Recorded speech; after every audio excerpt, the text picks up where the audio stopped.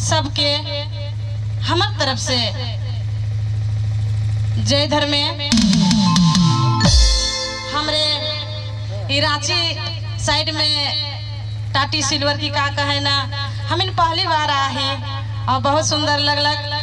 चितरंजन दादा के माध्यम से हमरे इतना दूर पहुँचली, बहुत खुशी कर बात है।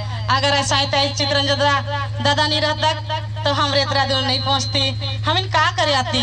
लेकिन ऐसा है कि सरना धर्म सरना माई आज हम इनके इतना दूर तक सफल करलक। सेलो में सरना माई के हमार ताहे दिल से जय धर्म करो ना।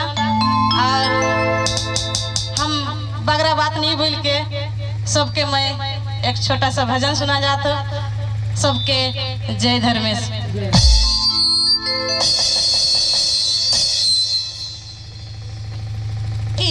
सुंदर